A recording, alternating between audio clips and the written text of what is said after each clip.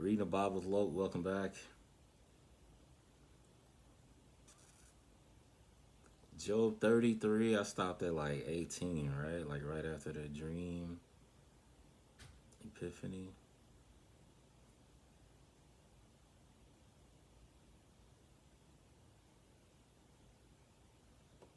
When deep sleep falls on men, then he opens the ears of men and seals their instruction.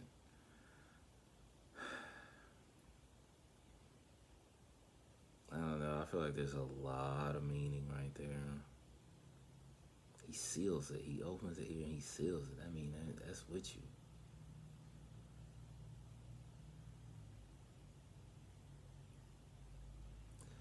That he may turn a man aside from his conduct and keep him from pride. And he holds back his soul from the pit of destruction and passing over, to the dead place, Sheol. Man is disciplined with pain on his bed and with unceasing complaint in his bones, so that his life makes him loathe food, and his soul loathe even his favorite dishes. His flesh is so wasted away that it cannot be seen, and his bones, which were not seen, now stick out. Yo, all of this is heavy. all of this, all of this is heavy. Job 33 heavy. Then his soul draws near to the pit of destruction, and his life to those who bring death. If there is an angel as a mediator for him, 1 out of 1,000, to explain to a man what is right for him, then the angel is gracious to him and says, "Spare him from going down to the pit. I have found a ransom, a consideration, reason for redemption, an atonement. Let his flesh be restored and become fresher than in youth. Let him return to the days of his youthful strength. He will pray to God, and he shall be favorable to him, so that he looks at his face with joy." I received that. For God restores to man his righteousness. He sings out to other men, "I've sinned and I have perverted that which was right." God has redeemed my life from going to the pit of destruction, and my life shall see the light. Elu got something to say? Let's see. Behold, God does all these things. This the young dude talking, right? This is you right? Yeah. Okay. It says Elu. how did I say it yesterday? Elu, right? I don't know. Behold, God does all things twice, yes, 3 times with a man, to bring his life back from the pit, that he may be enlightened with the light of the living. All of this is heavy. Job 33, heavy. Pay attention, Job. Listen to me. Keep silent, and I will speak. If you have anything to say, answer me. Speak, for I desire to justify you. If not, listen to me. Keep silent, and I will teach you wisdom. What?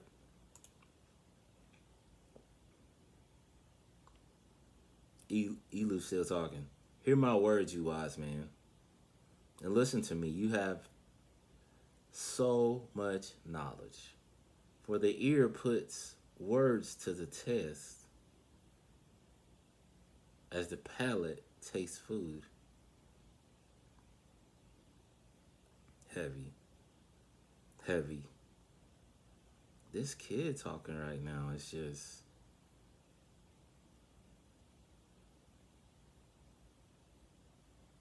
For the ear puts words to the test. Not rest. I said rest, didn't I? For the ear put words to the test, as the palate tastes food. Let us choose for ourselves that which is right. Let us know among ourselves what is good. For Job said, "I am righteous and innocent, but God has taken away my right. Although I am right, I am accounted a liar. My wound is incurable, though I am without transgression. What man is like Job, who drinks up derision like water? I would normally look that up, but I wanna hear Young Boy talk. Who goes in company with those who do evil and walks with wicked men?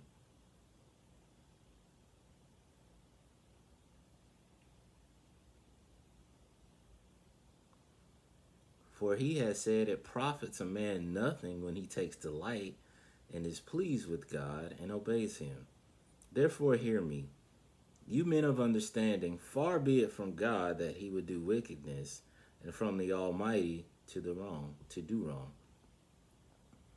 For God pays a man according to his work,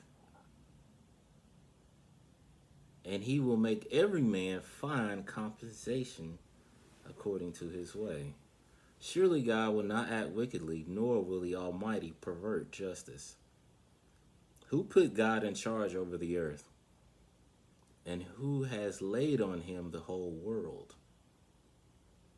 If God should determine to do so, if he should gather to himself, that is, withdraw from man, his life giving spirit and his breath, all flesh would perish together, and man would return to dust. If you now have understanding, hear this, listen to the sound of my words. Shall one who hates justice govern? And will you condemn him who is just and mighty? God, who says to a king, you are worthless and vile, or to princes and nobles, you are wicked and evil, who is not partial to princes, nor does he regard the rich above the poor, for they all are the work of his hands.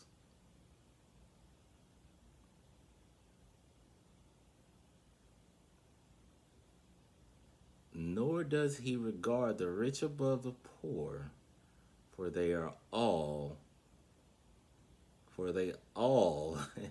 I'm just saying how I want to say it, for they all are the work of his hands. In a moment they die, even at midnight.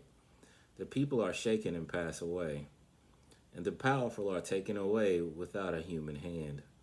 For God's eyes are on the ways of a man, and he sees all his steps. There is no darkness nor deep shadow where the evildoers may hide themselves. For he sets no appointed time for a man that he should appear before him in judgment. He breaks mighty men without inquiry and sets others in their place. Therefore he knows of their works, and he overthrows them in the night, so that they are crushed and destroyed.